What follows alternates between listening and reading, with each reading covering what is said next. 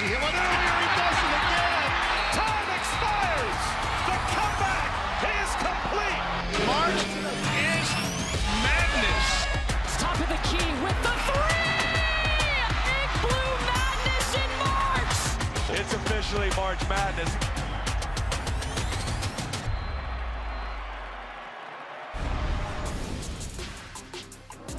It is officially March Madness. We are stoked, and we're in a fancy studio, hanging out, getting you ready for all the action you need. It's Bracketology Live, presented by Acura, Christine Williamson, King McClure, Skubie Mageza. I'm Jason Fitz.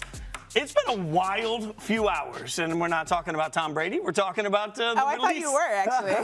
I mean, he just wanted us to talk about him completely now, right? It was nice of Tom to pick a very quiet night in sports to announce he's not retiring. But this is a huge, epic, incredible night for so many kids. And Christine, like, I kept watching the announcements thinking, wow, like, this is amazing, and this is what we're all here for. I mean, it's a huge night, and I think we're going to talk to King a little bit about being a student athlete, a basketball player specifically, and hearing your name called. But it's also, like, the most nerve-wracking thing, because there are times when teams line up and they don't get called.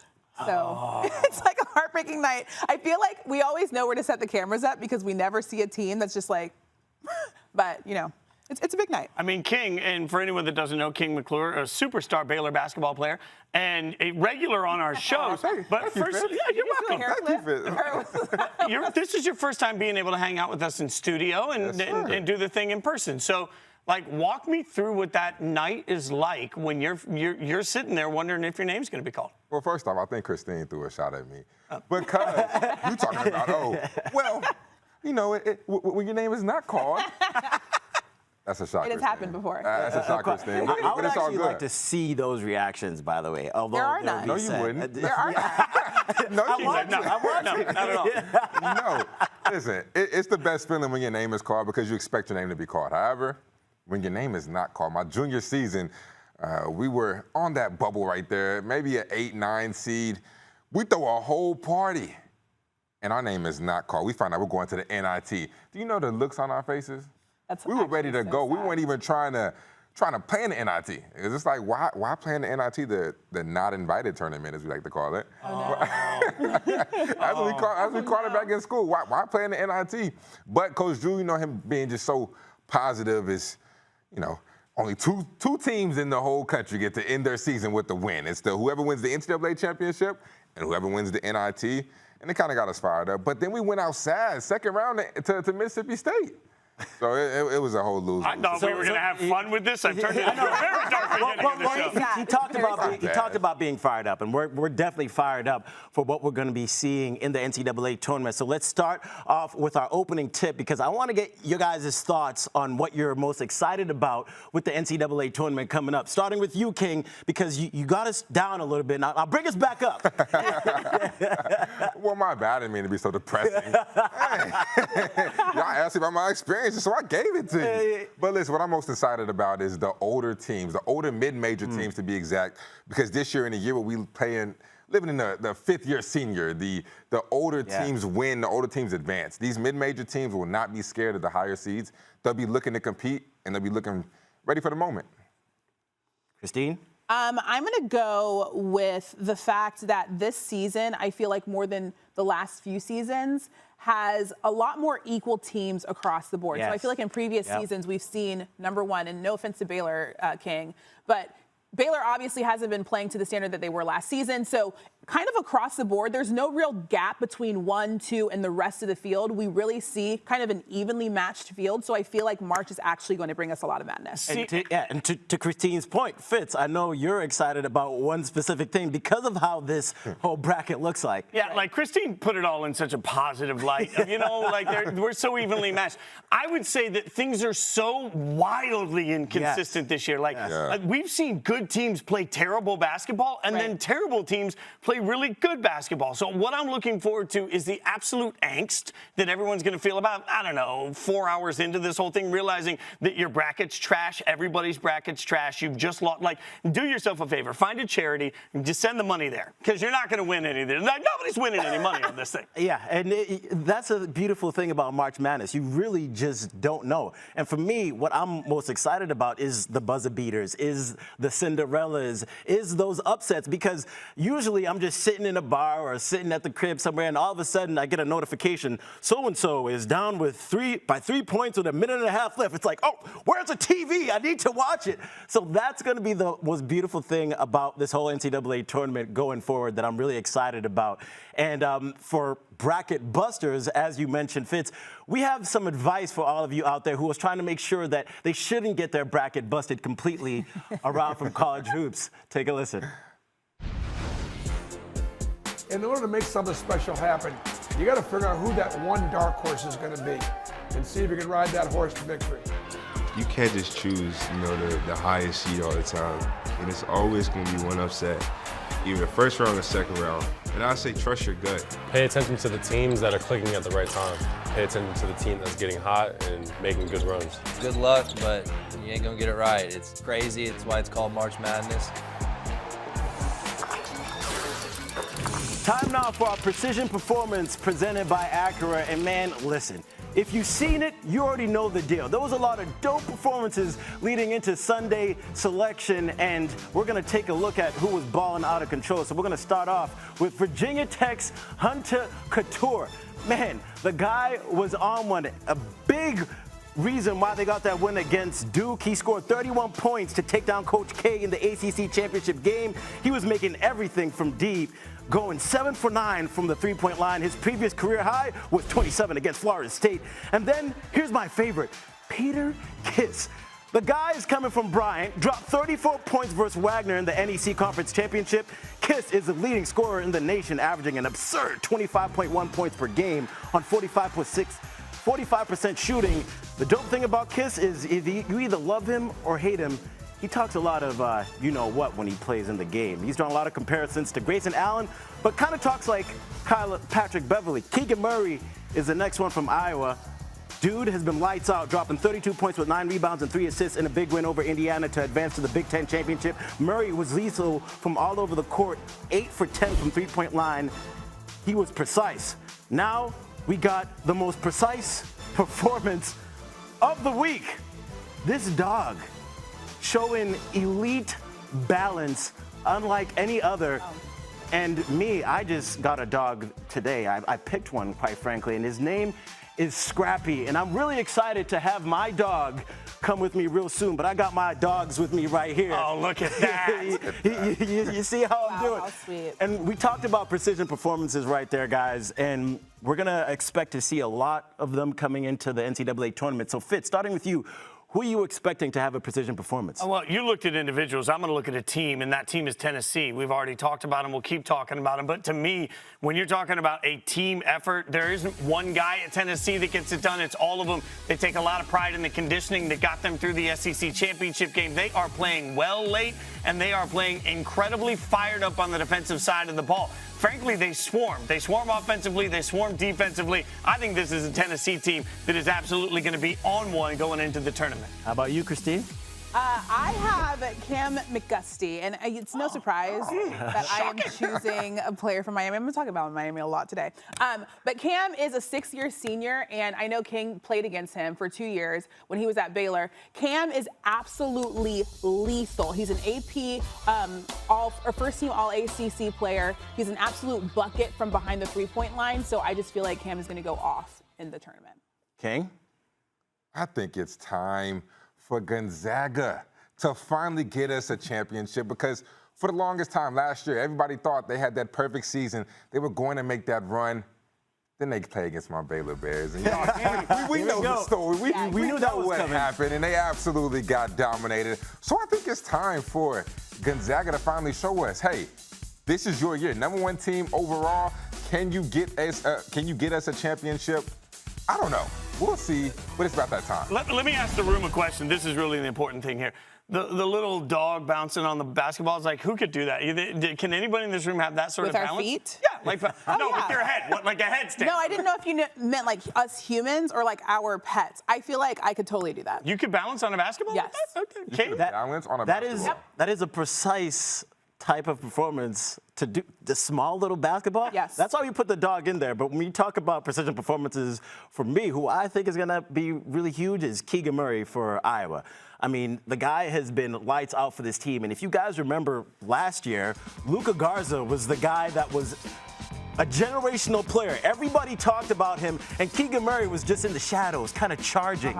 For all my anime heads out there, he's gone from like Super Saiyan 1 to Super Saiyan 2. King gets it. So, Christine and Fitz might not, but just Keegan Murray, he's become one of the best players in the state, up there for National Player of the Year and a lottery pick. So his growth has been really nice to see. All right, let's start looking at the bracket because we need to start talking about who's going against who, and we start banging out west, slinging out west. All right, we're gonna start with the #1 seed. You guys know that song? No. Oh my gosh, King, you're on TikTok. I don't understand. Anyway. Here we go. So I can get the anime reference. Now we don't get Christine's reference. You guys are both on TikTok. I don't understand. Hey, I've posted like 3 videos. I've heard of TikTok before. Okay. Oh my goodness. Okay, let's talk about Gonzaga, who opened as a preseason #1 for the 2nd consecutive year. They became the 6th team since the preseason poll debuted to become preseason #1 in back-to-back seasons. So the Bulldogs suffered their first loss of the season against Duke, which snapped their 36-game regular season win streak. That was the 5th longest by a men's Division I program in the last 40 seasons. And Gonzaga ended up winning the regular season and conference tournament titles. It was Mark Hughes' 18th conference tournament title, the most of any D1 coach all time, which is actually kind of crazy to think about. So the Zags obviously were good enough to make it to the championship last season. Who did they lose to, King? The Baylor Bears. Okay, so Let him know. So we all have these whiteboards, which we're not going to show you the front of them right now, but we're going to write the answer to our questions. When we go through each region, the first question is going to be answered on our whiteboards. And this question is, I want you guys to give me the top reason that the Zags get back to the championship game, but this season win it all. Who do you want to start with? Scoob, go. It's quite simple. Chet and Drew. Chet Holmgren and Drew Timme. I think the reason they're finding a lot of success is because of those two guys. And that front court of Chet and Drew was really dominant in their championship game. I mean, they combined for half of the team's field goals. And then Chet Holmgren has turned out to be the prospect that the team hoped for him to be. Dude's a unicorn. I mean, he can rebound, he can play defense. To get 6 blocks in a game and consistently be a paint protector is huge for this team. And then when you have Drew Timme come in and being that offensive weapon for them in order to get them buckets when they need it, I think those two guys are a huge reason if they end up winning it all to get that far. I am not just going to write words. I'm also going to be an artiste because, like, I like to draw here. So I'm giving you interior protection, which, you know, gives you like a little stick figure with a huge hand and a tiny basketball. That's a basketball rim. That's there's a basketball? Well, there's a hoop. Okay. There's a hoop and a rim. Interior protection. You mentioned Holmgren. I'll give you guys a fun stat that I think is important if you look at the on-court numbers. Per Hoop Explorer, teams shoot 47.8% at the rim when he's in the game. 55% when he's not. Like, that's just a huge difference. And I don't know in a spread out world of what we see in college basketball if there's going to be a lot of guys that are capable of really protecting the interior. I think it can make a difference for Gonzaga, and that is part of the reason maybe to feel some hope. I'm not all that hopeful, but a little hopeful. Okay, so we're all kind of very consistent with our answers. I'm going to go next, and I'm going to let King go next because I'm going to round out the Chet Holmgren conversation because that is my answer also. And look this at is my art, thing. This is my thing about Chet. It's crazy that he's 7 feet tall, 195 Unicorn. pounds. Do you understand what that means? That means he's Joel Embiid's height and Kyrie Irving's weight. That doesn't make any sense. The guy moves like he's floating through the sky. He's like you said, he's a unicorn. Can we not, like, lift your board up again? Look at the artwork. We all had the same amount of time, and yours is done perfectly with like the little like I've got a stick figure with the big hand that's barely recognizable. Yours is perfect. That's what we have. Okay, King, what is your reason that we'll win the championship? Look, I'm no artist like Christine, But I had to go right here with the mustache. I know. Look. What kind of hair did you give our guy? Listen. Don't judge. But I have to go with the mustache. Reason why is because he's the veteran on this team. He's been in the championship game. He knows how it feels to get there. He knows what it takes to get there. He has to lead some of these young guys. Rasir Bolton came from a losing program last year. Andrew Nembhard was on the championship team but didn't really play significant minutes because he was kind of playing behind Jalen Suggs. Chet Holmgren's never been there. Drew Timme has to lead these guys in order to go back-to-back and win it this year. I want to ask you this, King, because obviously you watch them play your Baylor Bears. What do you think the biggest weakness for Gonzaga is this season? I honestly think it's their guard play. And I know people are going to judge me for saying that, but it is what it is. I don't think their guards, frankly, can get it off the bounce, get their own shots. They have good guards who can create for others. Rasir Bolton can create for others. I think that Andrew Nembhard is one of the best playmakers. But I don't think they can get their own shot. And as we know in March, in order to be successful, you must have guards who can get it off the bounce and get a shot when the shot clock is running down. I don't know if they have that consistently. Yeah, we talked about that in the pregame show meeting. But, King, I guess that's my question for you, because if you're saying that their weakness is guard play, I'm looking at it saying, can you win the NCAA tournament in the modern world of college basketball if you don't have great guards? I don't think so, and that's why I'm not picking Gonzaga to win my bracket, because I don't think that they have enough guard play in order to sustain a long run, because you saw what happened last year. Their front court was good, but when Baylor had that trio of guards, didn't match up. Yeah, and it kind of goes back to, I always think about it, let's go back to football. In order to do well in the playoffs, you have to be able to run the ball well and you have to play great defense, right? Because that's what a successful team can do in order to win. Now, when we look at the NCAA tournament, guard play and defense are some of the key things that you have to have. And to King's point, their guard play isn't at the elite level where it can get them to win a championship. I love that you just tied football into this, and we have more football to talk very soon because it's Tom Brady. Hey, did you guys hear this thing about a guy named Tom Brady? I've never heard of him. Never heard of him. But let's go. Some quarterback. Let's go to the bottom of the region and take a look all the way down there at number 2, a 2 seed. You got the Duke Blue Devils. Obviously, Coach K's last season. We want to see exactly what they can do in the tournament. They're playing CSU Fullerton, and Duke entered the season ranked 9th and marked the 25th consecutive preseason poll. The Mike Krzyzewski-led Blue Devils were a part of the longest streak by a head coach in AP poll history. So Duke won its first ACC regular season title in 2010.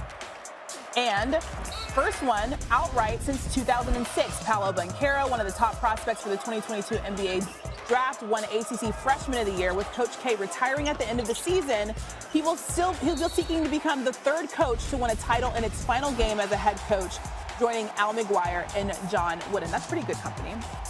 I'm going to ask you guys this.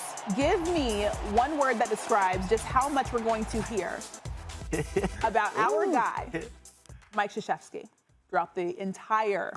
Well, it depends on how far. Are we whiteboarding the word or just speaking? Who you want to start off? Yeah, who do you want to start? What? No, we're not writing this word. Okay. King, you start off. Look, I don't have one word, but I have 2 words. And those 2 words are rules. Those 2 words are too much. We're gonna hear about this way too much. 3 words, way too much. And the reason why is because at the end of the day, the main goal is to win, right? These 18-year-olds, 19-year-olds, 20-year-olds, they're kind of young. They have so much pressure on them to win for Coach K. Right. So you get to that big UNC Duke game. It's Coach K's last game in Cameron. They lose. You get to the ACC championship game in the tournament. They lose. So now all this pressure is continuing to add on them because they have not been able to, provide and actually do what they had to do for Coach K to send them off well. Right. So now you're in the tournament. Now that's extra pressure. And it's already enough pressure being an 18, 19-year-old college basketball player in the tournament, however. I do want to point something out, though, because just looking at this this graphic that we have, that this is the first ACC regular season title since 2010. Guess who won the championship that season? I'm going to have to guess Miami because It's Duke. Okay. Duke won that season. So that's actually good for that basketball team. I think the word, and I'm going to stack on top of what King's talking about, but for me, I'm going to say misplaced. Like, at some point, as great as Coach K has been, and as much as he's meant to college basketball, At this point, this Duke team needs to be about this Duke team. Yep. And I feel for these kids because to the pressure point that the Kings made, and we'll talk about it throughout the course of the show, like at some point, these kids just got to go out and be able to be the version of the players that they are themselves in this moment and let them have the shine of the tournament. We have forever to break down the greatness of Coach K. We have right now to appreciate these Duke kids on the floor. I wish we would just press pause on the Coach K narrative long enough to appreciate what these kids are doing, Scoob. And the word that I would use is respectfully. And I say respectfully because we love Coach K. We love what Coach K has done for the game. He's a legend. He's an icon. We need to give him all the flowers possible. But once we start talking about it too much, please shut up. Respectfully. That's a word that I have to use for it because at the end of the day, as to the point that you guys are making, it's really about the kids and what they're doing. And, you know, some people have been judgmental on the whole goodbye tour that Coach K has had, which is why others hate goodbye tours because it's turned into this whole circus that we've been watching all season, which has added even more pressure to those kids. I think it's true, but it's also very hard, right? It's Coach K. He's been at Duke for 42 years. That's a very long time. Yeah. Those kids could have had 2 of their current lives, and Coach K would be the coach at the same time, right? So I think it's hard because he is Coach K, and he is a huge deal. And I think it was so funny, his last game in Cameron Indoor, when he just came out, he was like, that was unacceptable. And everybody's like, no. And he's like, no, it really was. And it's like, poor kids, because they're sitting there watching their coach say goodbye to everybody and then be like, and they just sucked. So it is really hard, but I think, it is Coach K. You think Coach K will pull a Tom Brady? That was going to be my next question. I'm sorry. That's why I said we're going to talk about football very shortly because knowing that Coach K, you know, he would want to leave on a championship, right? Yeah. That's obviously not what Tom Brady did. He won a championship and then lost and then was like, oh, I'm going to retire. So he didn't want to go out like that. Coach K obviously didn't win the ACC tournament, won the regular season, but do you think he'll be like, actually, that wasn't good enough? I will answer the question first. I feel like he can't because there was, like we just said, there's been too much surrounding him. But King, I don't know. I don't know, Christina. I'll say to this, we're going to cover it again. If Coach K's like, I'm out, we're going to be like, oh, it's the last time we get you. If he says I'm going to run it back one more time, we're still going to do the same hoopla. This time there'll be even more former Duke players. They'll find somebody they couldn't make it the last time at the last game. Here's the one thing that I will say, though. Coach K is 75 years old, and the one thing that he said in his speech is he was like, I love my wife and my daughters more than I love this game. And I feel like because he's 75 years old, he knows that it's time for him to hang up the, clipboard because I feel like he wants to spend time with his family and actually focus on that. I mean, Tom Brady is in his 40s, so Coach K does have 30 years on him. What's wrong with being in their 40s on this show? Hey, he's in the NFL. He's trying to say he's young, right? He's young. Okay. I'm just this guy here. All right, let's move on to the South region and take a look at Arizona, the #1 seed there. Obviously, there's going to be a lot to break down this one, but Arizona has had a heck of a year. They get a play-in opportunity, but they started the season 11-0. Tommy Lloyd became the second coach in program history to win his first 11 games as Wildcats head coach, also named the Pac-12 Coach of the Year. Arizona went 18-2 in conference play. That's good. Winning its first regular season title since 2018, 18 wins in conference, the most they've had in a single season. Arizona's a 1 seed for the first time since 2014. Lloyd becomes the 6th coach, first since Calipari at Kentucky, to get a 1 seed in his first season with the program. So you start thinking about the just incredible success, and it's funny because we were just talking about Gonzaga. It should be noted that obviously that Lloyd comes from the Gonzaga world. So let's get our whiteboards ready. We were not prepared. We were not prepared. I'm ready. But, we're going to have a little fun with this one, okay? Because we make a lot of jokes about the Pac-12 and West Coast. I grew up in Vegas, so I appreciate this. Arizona plays late-night basketball, right? So in honor of all the times that people have had to stay up late to watch this seed, we'll start with Scooby. I got to know, what's your late-night binge TV habit? What's the show you're going to stay up all night to watch? First off, I'm not an artist. Just want to clear that up before I show this. But I made the reference earlier, so it's got to be anime. That's not a show. There's plenty of anime shows. genre. All right, I'll give you an anime show, Christine. How about Naruto? How about Demon Slayer? I could go on and on. I just go through a whole bunch of anime shows. You know why? Because the storyline is better than your regular TV show. The character development, and I just need to get away from the real world sometimes, and I'd rather not watch reality TV because that's like poop for my brain. All right, Christine, go next. How rude. Is that what you got? No, it's not. I put two things. First of all, I've recently been watching Euphoria, which is a good show to watch at night because it's a very dark show. But then under it, I put literally all shows about love because I'm a bachelor, bachelorette, Love Island, Love is Blind, Temptation Island, literally any show that has to do with people falling in love, I love it. And it is poop for your brain, which is why it's good. It's mindless television watching. King, go ahead. What you got? I'm going to have to go with the Grey's Anatomy. I'm actually very surprised by nobody that. probably expected me to say that. Took you for one. You wouldn't expect me to say that. Okay, then. Grey's Anatomy is a great show. And nighttime, you're just chilling. It's good background noise.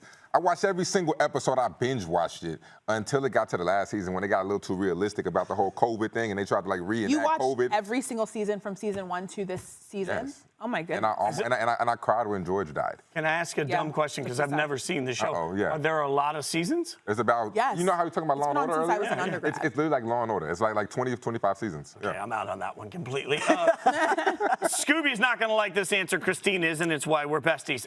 Look, if I was going to go with a genre, it would have been Bravo, but I can't. So I went with Summer House, okay? Because I need trash TV. What's Summer House? Summer House is one of those, it's a Bravo show. By the way, call me, watch what happens live. I'm all in for this.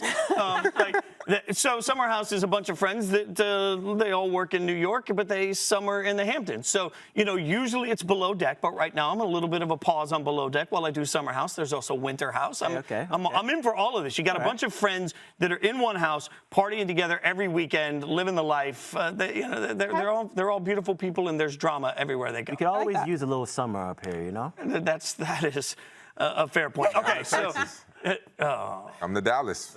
I lived there. It's great. Okay, thanks for showing off. All right. So let's get back to Arizona then, because this is a team, like I said, I don't think anybody that, even if you love Arizona, Tommy Lloyd being this successful in his first year had to be a little bit unexpected. So considering how much they've done, what do they have to do now? Like, what are the expectations, King, in your mind for Arizona moving forward? Yeah, I think number one, they have to just keep being themselves. I think what they've done so far is work. They push the tempo. They get up in you defensively. They force everything to the side. Benedict Mathurin is a guy who we will hear his name in the NBA draft this upcoming year. First round, maybe lottery pick, potentially how he plays in the tournament. Yep. Christian Koloko, one of the best shot blockers in the country. This Arizona team is elite, and I picked them to go to the championship. I actually picked them. Oh my goodness! You object? That is so aggressive. Don't do that. I picked them to win the championship. Christine, why do you disagree? Okay, so the only reason I disagree, and this is no shade, but I feel like because okay, here's my thing. Obviously, they're having a great run, but I feel like this is the first season with him as a head coach. Tommy Lloyd can't take them all the way to the championship in his first season. I'm sorry. First of all, let's talk about where he came from. He was a Gonzaga's assistant. Wait. Why can't that man take him to the championship? Because it's his first season. This isn't a storybook. He's from Gonzaga. He knows nothing about winning championships. This is real life. Okay, here's what I always feel like. I feel like March Madness is always a storybook for the teams that you didn't expect. Not the ones that you're like, look at how they're carrying from being a one seed and all that. They had a great season. Think about the teams that have been absolutely killing it throughout the regular season. When you get to March, all bets are off. It doesn't work like that. So I just feel like Arizona isn't going to be able to carry this storybook season all the way to the championship. What about last year? What about Gonzaga had a storybook season? And they didn't win a championship. Wait. Can you have a storybook season that doesn't end in a championship? No, but they went to the championship. Cannot. There's something to say about living out Elf. There's something to say about it. Did you ever see the movie Elf? Remember, when they're approving the kids' book and they leave out how the book ends? You can't have a storybook season without an ending. But what about Avengers? What about when? You feel? I mean, obviously, I'm sure they loved being in the championship, but I feel like that leaves a gaping hole. missed that one. That's I why feel like Virginia, the year that they were so good, and then lost, what was that, in the first or second round? Yeah. I feel like they would have rather lost in that round than gone all the way to the championship and lost in the championship. But Arizona can still go to the championship. There is no rule that says just because it's your first year. I didn't say there was a rule. I'm just saying this is how it works. There's no rule because it's your first year. You can. I will put a button. It's my job to put a button on this conversation quickly. So I will just say this. Sports Illustrated did their report of the 50 best players in college basketball this season. 3 of those players came from Arizona. So there's definitely the talent. Yeah, I just want to say one thing. Oh, yes, ma'am. They're young. Like, 2 of them are sophomores, right? Young. They're not vets. She is not for the Arizona. I think they're great. I love having these really definitive arguments and then them going all the way to the championship. So let's be definitive now about Villanova, because obviously Villanova comes in with the 2 seed in this conversation, and you can look at the bottom half of this bracket. I'm not sure, guys, that while Villanova gets the 2 seed, this doesn't look like the easiest spread to me. I may have mentioned to it earlier, but Tennessee's played really well so far this year. I think Villanova's got a bit of a tough road ahead of them, and I know they won the Big East, but they were 8-5 against top 25 teams this year. Right. They did not play well in the Big East championship game. Like, they didn't shoot well. I don't know, Skubie, I'm looking at Villanova saying, You know, I see what you're saying with them not playing well against top 25 teams, but then when you look at their quadrant victories, in quad 1 they're 7-6, but in quad 2 they're 10-1. So they're playing really well against those teams. And then when you go back to how they played leading to the Big East championship, they were down by 17 against St. John's and came back and won that game. They've hit big shots at the right time. And then Colin Gillespie, the thing that I love about certain teams is the storylines. As I mentioned, heading into the tournament, this is a guy that had knee surgery last year and missed the entire tournament, and then he hit 2 big shots to get this team over that hump. So I like Villanova. I think they have a lot of potential to make some noise, but as you said, it is a tough road because it's tough with those teams there. Friend of the show, Colin Gillespie. Do we approve of this, Christine? I'm worried about your take on this. I think yes, but I do think that obviously everything hinges on Colin Gillespie, and like you said, he did have an injury. I think especially because he did have a knee injury so soon. I don't know. I was an athlete. I feel like having a long March and a very long season, I feel like it hinges on whether or not he's able to stay healthy and be 100% throughout the entirety of March Madness. Yeah, he plays a very important role on this team. But I like this Villanova team for 2 reasons. Number 1, adversity. They hit a very rough patch when they lost to Baylor. They got smacked by Baylor. Mm-hmm. Then they hit a very rough patch in their season. They bounced back. They were able to overcome that adversity. And the reason why they were able to overcome that adversity leads me to my second point, because they're old. These guys are old. Old teams win games in March, and old teams will be the storyline. Experience matters. Experience does matter, and will matter this tournament. Let me throw this out while we're talking about the bottom half of this bracket, because Villanova gets the 2 seed, fine. Tennessee got robbed at the 3. I don't like the 3 at all. Like, they won the SEC championship, or the tournament, I should say. They do that by beating Texas A&M, by beating Kentucky. They beat Mississippi State ranked. You go up and down the way that Tennessee has played over the course of the last month and a half. And I realize I'm from Nashville, so people want to think that there's like some, like Vandy is the closest thing I like. I'm a UNLV fan. I have no love in this Tennessee argument. I just think 3 is too low for what they've done. The committee absolutely did not do right by Tennessee.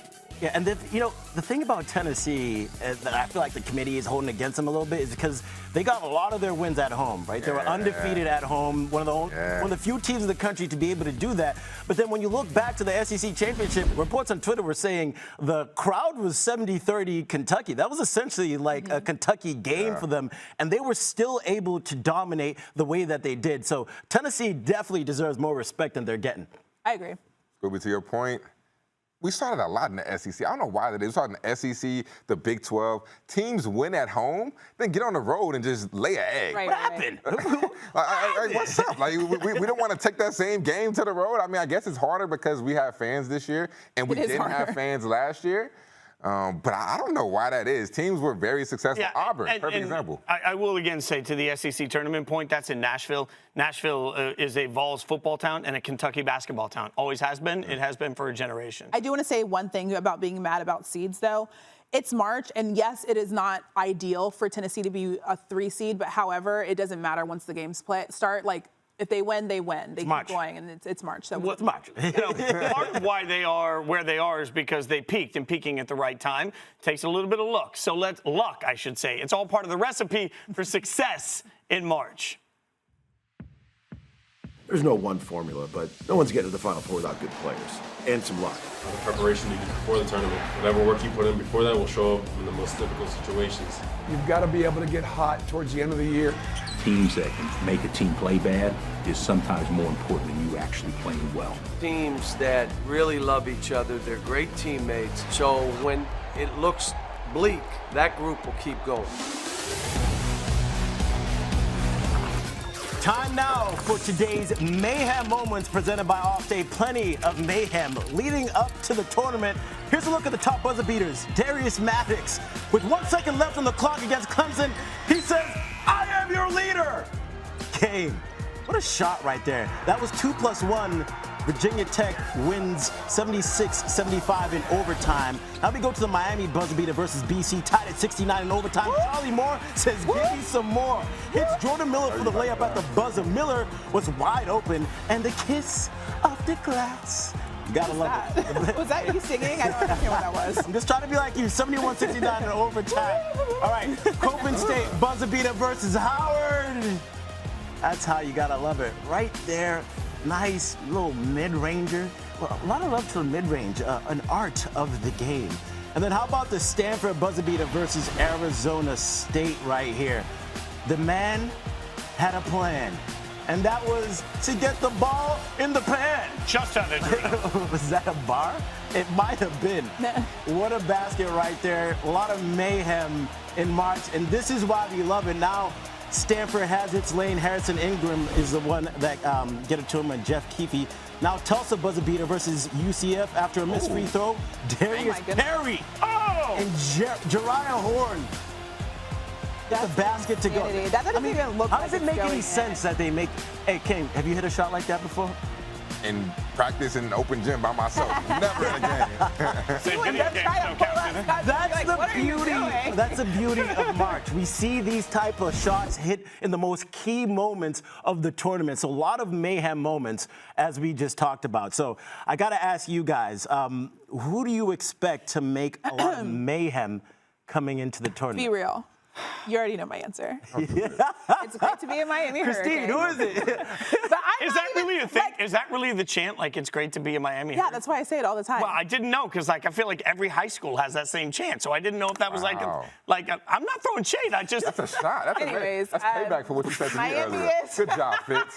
Great job, It's great to be a Miami Hurricane. And I'm not just saying this because I am a Miami Hurricane. I heard, I think it was either Seth Greenberg, Jay Billis, or LaFonso Ellis say that today, that Miami is one of the teams that can actually make waves. Now, I am not happy that they're playing USC in the first round. That is not going to be an easy game. But they're 4-3 in quad one games this season, and it's Coach K's last season, as we've already talked about. And he said that Miami can beat anyone. And I feel like a coach that's been in the game for 42 seasons absolutely knows a team when they can beat absolutely anyone, and March is the time for that to happen. Yeah, definitely. And I do like Miami, to your point, and I just laugh at how in the rundown you put Miami, duh. But, look, if UNLV was in the tournament, I'd be doing the same thing. Exactly. All right, King, who do you have making the most mayhem in the tournament? Man, I have those Aztecs at San Diego State. Okay. The reason why, they're an 8 seed. I love the 8-9 matchup right there. But this team is good. You know why they're good? Because they defend. They have the #2 defense in the country after Texas Tech for the Big 12, because, we play defense in the Big 12. But they're the #2 defense in the country. If they win the first game, they'll see Kansas in the second round. I think they can match up well with them. They have the size. They have 3 7-footers who can match up with David McCormick down low. They have length. They have athleticism. And they got a guy named Matt Bradley. If you do not know about this guy, he is a bucket getter, a lefty, can pull up from anywhere, can get you buckets from all 3 levels.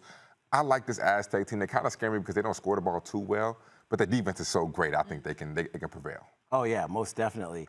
And I think this next one is going to be real interesting because, Fitz, I took a look into the rundown. I knew you had to make some mayhem in this tournament. And after a little bit of a collapse earlier this season by their head coach, Who do you have make it to Mayhem? Yeah, I mean, I like the 8-9 spot to look for Mayhem. I just think you picked the wrong matchup. It's Memphis for me. And, oh, man. You know, Memphis is, I'm throwing all sorts of grenades from the side, like, hoping nobody gets up. Memphis for me is about a couple of things. Talent wins. I do believe that at some level.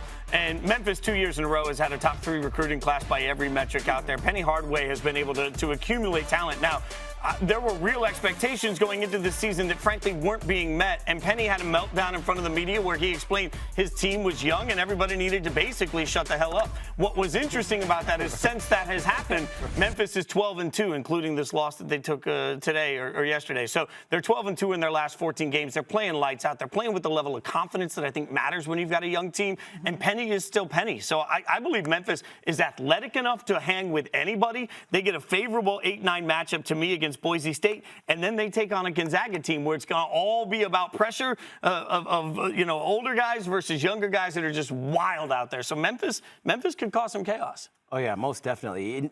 And here all season, there was a lot of gas in Memphis's camp of what they should be able to do this season, and they definitely figured it out at the right time. But for me, a team that's going to cause mayhem in this tournament is a team that caused mayhem just recently, Virginia Tech.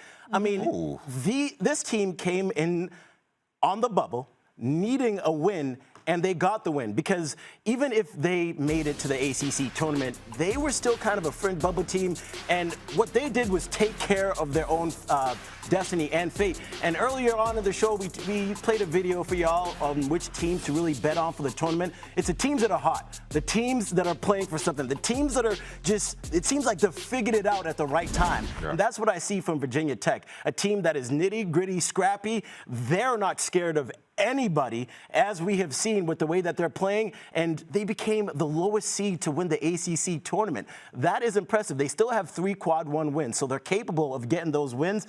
And their matchup, I think that they're going to cause a lot of trouble in that region. They got Texas first, which is tough, but I think Virginia Tech is one to cause some mayhem because they can take down some top dogs early on. Yeah. They just beat Duke, and Duke's better than Texas. That's true. That's true. But Chris Beard is really good in March. That's what we're doing, the Big 12 guy. He loves Chris Beard is a really good coach in March, but I will say that'll be a good matchup. Also, I know a lot of people are talking about the fact that they just beat Duke and they were the lowest seed. They have won 13 of their last 15 games. Now, obviously, Virginia Tech is in the ACC, and it hasn't been great this season. But I will say that they are on an extremely good run to go into March. Okay, let's go into some other regions. We talked about the West. You talked about which ones did you do? Oh, I don't know, the South, I think. South, okay. Now we're going to do East. I'm so sad that you guys didn't know my song from TikTok. But Wait, can you say it again? How did it go? No, I'm not doing it. We'll pretend we know it this time. Anyways, from the West side to the East side, let's take a look at this region. Headlined by King's former team, the Baylor Bears. They're the #1 seed going up against Norfolk State in the first round. So Baylor opened the season 15-0 for the second straight year. They became the 5th defending champion over the last 40 seasons to start 15-0.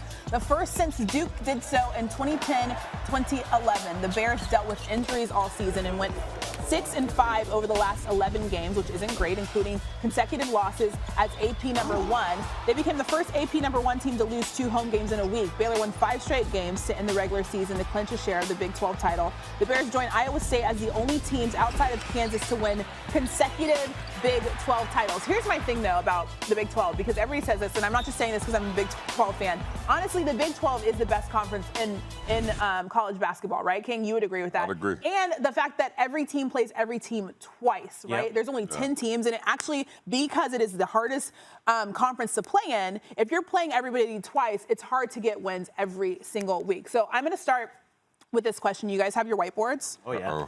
Not even ready. Not even ready. I'm ready. Okay, King, I feel like I want to go. You're ready? Who's ready? I'm okay, ready. We'll go to Skubie first. Write down who you think is the most important player to Baylor's title chances. We're going to draw for this, though. For me, it's got to be James Akinjo, and I put a little star next to it because he's That's not a star. Not a star. I mean a cross like. I was like, a little cross for health because he's had some health issues early on in the year. And, man, the fact that Baylor is even in this position, I think, is phenomenal because they lost 4 players from their championship team, and it seems like they just put everything together with duct tape and managed to get to this point, brought some players in. And James McClure is a guy that they recruited, and he chose them over Kansas. He's now. You know why he did that? Because I know why you think he did that. But he chose them over Kansas, and that's a program where we were talking about before the show, where that might be the best program in the entire country, and he chose to go to Baylor. That's why he's so key. This is a guy who has an incredible mid-range, leads a team in points per game, and with him on the court, I think he's definitely an important piece towards their success.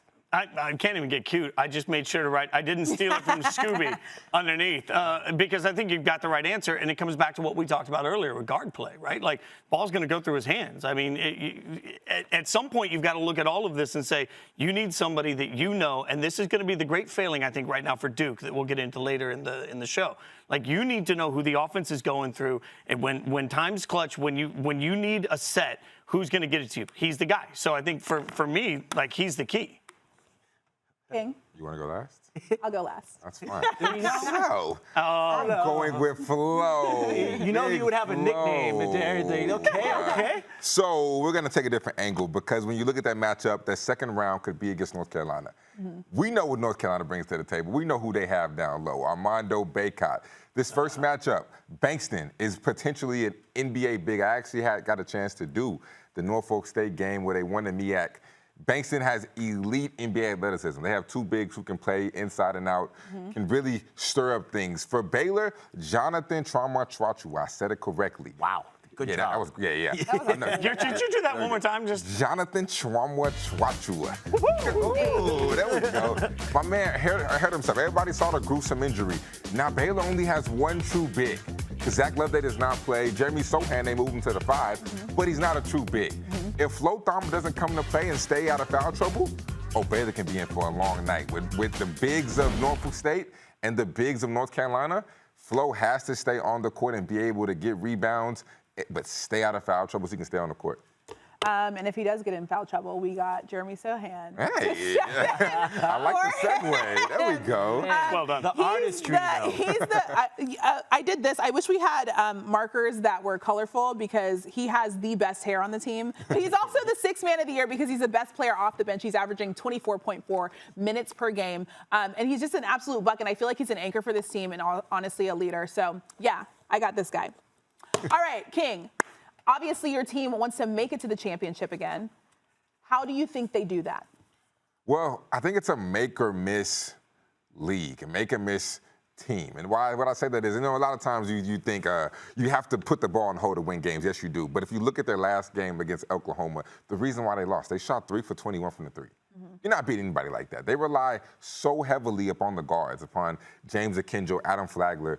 They have to be able to make shots. Baylor has no chance. Jeremy Sohan is a great player, but he's not an elite scorer. Kendall Brown is a great player who will probably get drafted in the top 15, but he's not a great scorer. So they rely so heavily upon Kendall and Flagler that those 2 guys have to perform every night. So much pressure's on those guys. But if they don't perform, Baylor doesn't score, and they lose.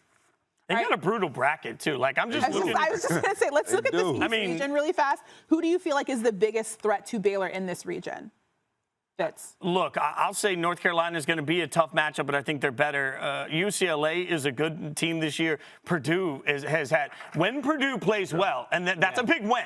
But when Purdue plays, like, I've got my beef. Like, seriously, I think the Big Ten's getting basketball this year is just going to send me into therapy trying to figure out which one of the versions we're going to get every week. But when Purdue plays well, they are really tough to beat, and they're big inside. They got a lot of big physical dudes. I think they're tough. And you've also got Kentucky in that bracket. And we all know Kentucky's been lights out this year. Like, I'm looking at that bracket saying, man, that's like 7th layer of hell. Like, you got to get through a lot to get there. It's a buzzsaw. And in that bracket is Virginia Tech, as I mentioned earlier on the show. And I think they're a threat towards Baylor's success, too, because if you end up meeting any one of those teams in the bottom, I mean, look at it. We got Virginia Tech, Purdue, Kentucky. All of those teams are hard outs. And if you're Baylor, you really got to be on your P's and Q's. I mean, I think another thing, too, is talking about that Texas team. We talked about how they play they know that Baylor team very well. Okay, so let's talk about Kentucky a little bit. So obviously, they have St. Peter's in the first round. I don't know how that matchup is going to go because I'm not going to lie, I don't know anything about I mean, let's be real. None of us really know much about Kentucky basketball. I'm never going to lie to the world. I'm like, yeah. Kentucky lost to Tennessee in the SEC tournament. 5 of their 6 losses have come on the road this season. How do we feel about the draw that the Wildcats got in the East? I still think if it's a buzzsaw for Baylor, it's a buzzsaw for Kentucky too. But I heard Calipari say to our selection guys earlier that his message after Tennessee was you don't have to hit all the shots, you just can't miss them. And that's what happened. Like they just absolutely, they were not good. They were ice cold shooting the ball, and they didn't really have any other thing that they could do against Tennessee. So I they fell victim to not playing particularly well on a day where Tennessee played well. But if it's a buzzsaw for Baylor, it's a buzzsaw for Kentucky. I'm not sold on Kentucky. I'll just have to throw it out there. I'm not sold. Same here. And the reason why is because I don't believe in their backcourt. You're trusting in Severe Willer, who's a solid 5'10".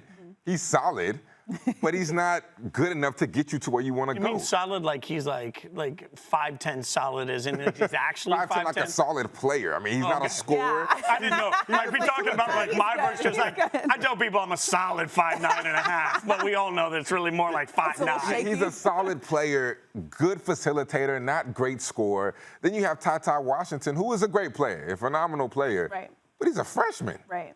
So when you look at their backcourt, I'm not sold. Now, what I am sold on is that man down low, Oscar Tshiebwe, getting every single rebound, every single miss. He's going to grab that, averaging over 15 rebounds a contest. Do y'all know how many times people get 15 rebounds in one game? But that man averages that?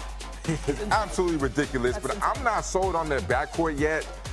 So I think Purdue is more of a threat to Baylor, but I'm not sold on this Kentucky backcourt. Yeah, and at one point this season, they were without Wheeler and without Ty, and they were still able to find some success, which is really interesting. But that guard play has been, it seems like they've been switching back and forth between the two guys. And it's really important, as we mentioned early on, to have elite guards making elite plays for you. So Kentucky, I also thought that was a little bit of shade from from Calipari. Yeah, there was definitely some shade. We only lost because we didn't hit our shots. Well, that's the game. That's how you I win. understand that. But yeah, Kentucky, I think that they're going to go through a buzzsaw. I don't have much faith in them. I mean, they do have 9 quadrant 1 wins, and they're 5-0 in quad 2, but this tournament is different, and I just don't see them finding that success. Go ahead. I will say that. I know that Ty was out, and you don't trust him as much as he's a freshman, but I feel like he is he had that ankle injury, and he is kind of going, he's playing well at a really good time, I feel like. So if they do really need him in this tournament, I feel like this is the perfect time for him to be playing at the level that he can play at. All right, let's move on to the Midwest region. Finally, we've saved the best. I don't know. We've saved the region for last. We know in the Midwest, Kansas, the Jayhawks get the 1 seed. Obviously, it has been a great year for them. And we'll take you back to some of how they got here. They opened the season ranked in the AP top 10 for the 10th straight season. We're all used to that. That's part of what happens when you're in Kansas. The Jayhawks went 9-1 in their first 10, with a lone defeat coming against Dayton at the buzzer. Dayton's still very angry about that as we sit today. And then obviously the guy that we have to talk about, Ochai Agbaji, led the conference in scoring, named the Big 12 Player of the Year, helped Kansas win a share of its 17th regular season Big 12 championship in the past 20 years. He's been absolutely indefensible. Like you cannot stop him. They knocked off Texas Tech in the Big 12 title game. The Jayhawks 9-time sweeping both the regular season and conference tournament titles under Bill Self. So, a lot of good here, and I will never walk away from the fandom that each of us have. We all have fandoms for different teams. We know Christine has a lot of love for the Big 12. We know that King obviously has a lot of experience with the Big 12. So, let's give Kansas some love here. They come in as a number 1 seed. They've had some failures in the tournament before. So, as hard as it is to answer this question, how far does Kansas have to go in the tournament for this season to be a success? Christine, you are already done. No, what are you going to do? I was trying to see if King was going to have his written out yet before I went. I will say this. Kansas can do no wrong, but they should make the Elite 8 at least. I'm going to say Final 4 in my mind, but I'm going to say Elite 8. Here's the thing about Kansas. We were talking about this before the show. The fact that we were trying to figure out like which blue bloods are actually still really good right now. Like who is the best program in the country right now? And I would say Kansas. We always talk about how the Big 12 is the best basketball conference in the country, and Kansas is consistently the best team in the best conference. So they're going, like we talked about earlier, they're going up against the best teams twice every single season, and they get worn down because of that, right? Like their season is an absolute grind because they're playing the best teams in the entire country. So I feel like Kansas, obviously it's a letdown if they don't win championships and stuff like that, but Bill Self honestly absolutely owns the Big 12 in my opinion. So I feel like Kansas needs to obviously do very well, but I don't think that if they make it to the Elite Eight that it's going to necessarily be a failure. King, what do you got? They gotta go all the way up to the championship. Because the reason why, to piggyback off what you said, if this is the best team consistently in the best conference, you have to bring a championship home. Yep. Yeah. You winning Big 12 championship after Big 12 championship after Big 12 championship eventually gets tiring, and you have to bring the real thing home. Right. So they're probably tired of these conference rings. They want a real ring, a real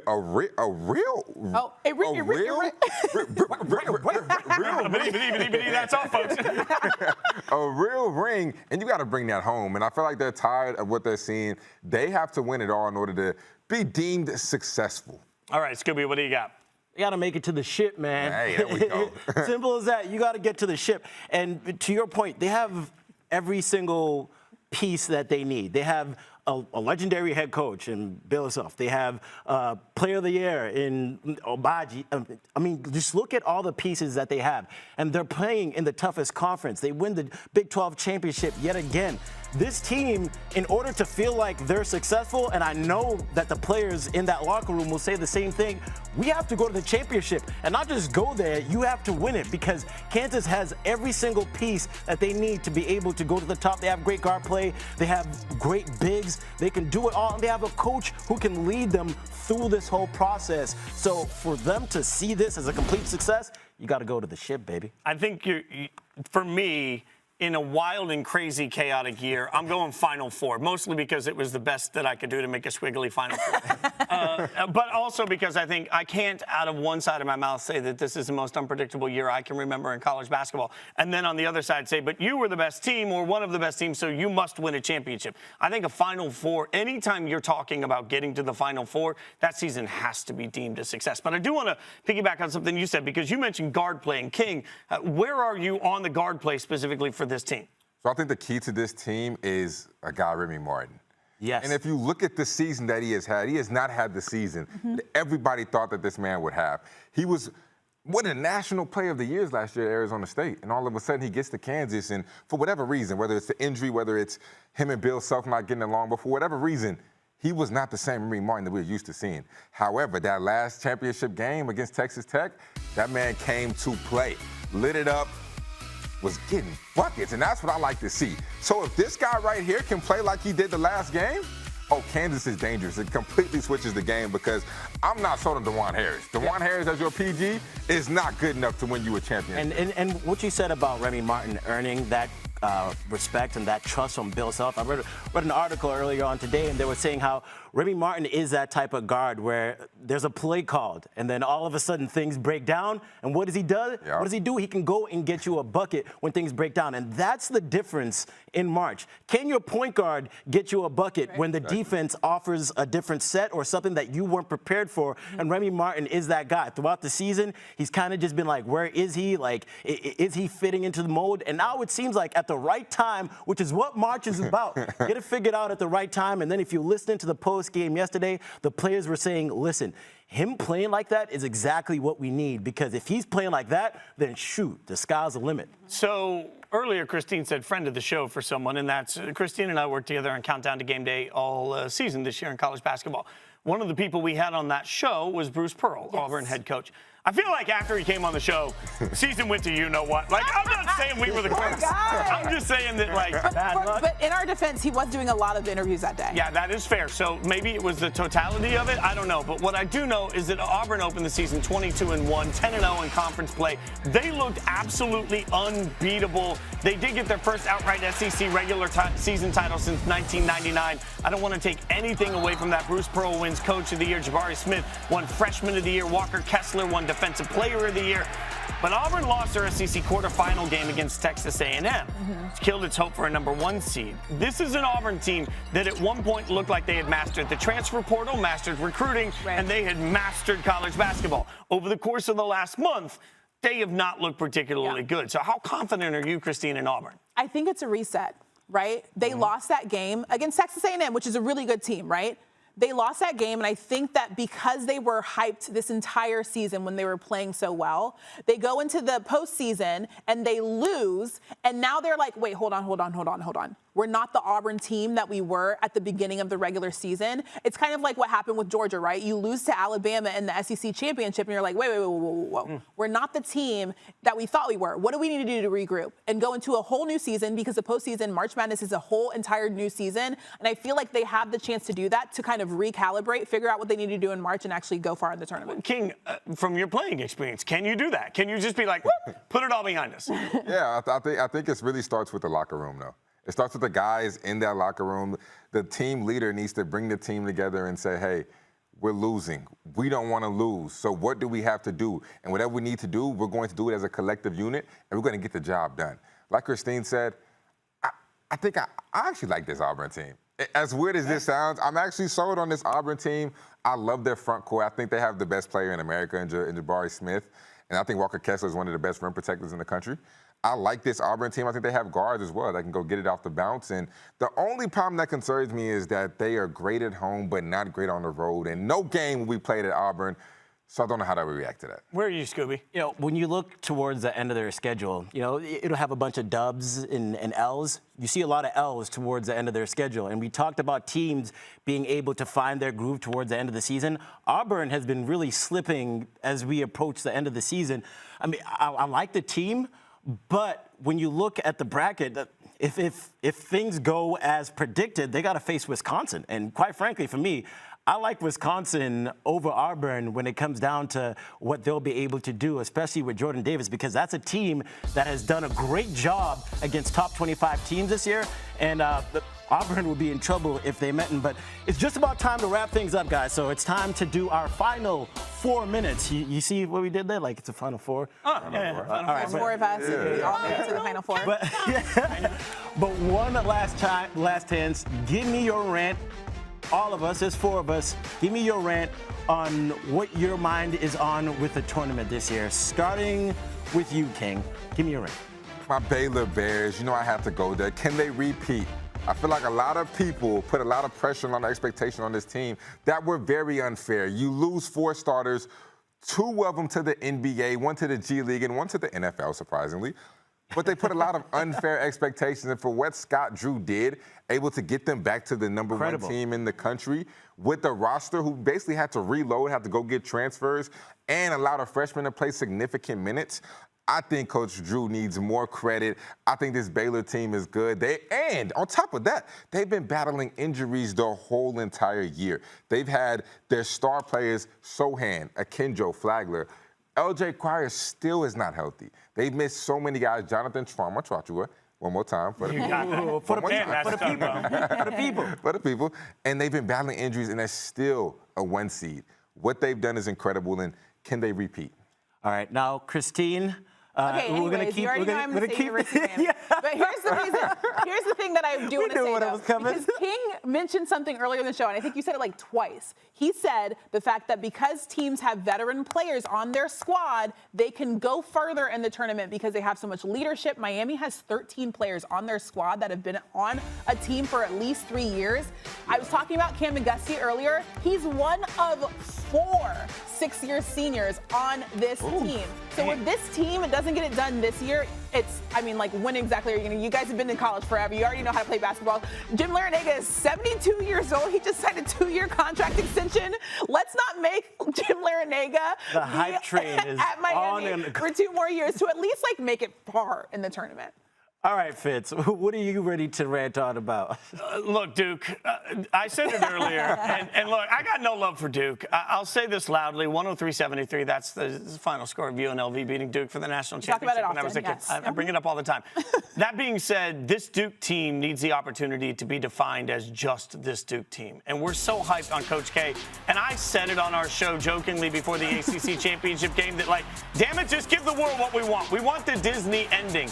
But at some point, we also have to look at it and say, for Paolo Banchero and for everybody else that's part of this team, they have an opportunity to be a great Duke basketball team. They've got to figure out who the ball goes to and how to score when they need the bucket. That's far more important than anything that's going to happen with Coach K's legacy. We all need to just stop yelling about Coach K. And maybe if we do that, the Duke players will get that pressure alleviated from them in a way where they can play their best, which actually, frankly, helps whatever this Disney movie ending is that we want for Duke. My thoughts on this whole tournament is no one knows anything about anything, all right? You think you know? No, you don't. You don't know. You don't know. I don't know. And that's because, as Fitz has said throughout the show, this is probably the most unpredictable season and NCAA tournament for college basketball we have seen in a long time. Grab your 5-year-old, grab your girlfriend or whoever family member that doesn't even know anything about college basketball. I'm sorry, what does it have to be a girlfriend? Listen. Good point. That wasn't a good Walk example. it back. Run it back. That was not a good example. But listen, my point, grab anybody who does or doesn't watch college basketball, it doesn't matter who you are, they have a great chance just like you, because we have no idea what's going to happen this year, and that's the beauty of March Madness. And I'm going to make one more anime reference. As they always said, you're going to find out next time on Dragon Ball Z, because we have no idea who is going to win anything. That being said, real quick, do we have a national championship pick you take in Miami to win it all? I don't think they're going to win the national championship, but I might as well dream, huh?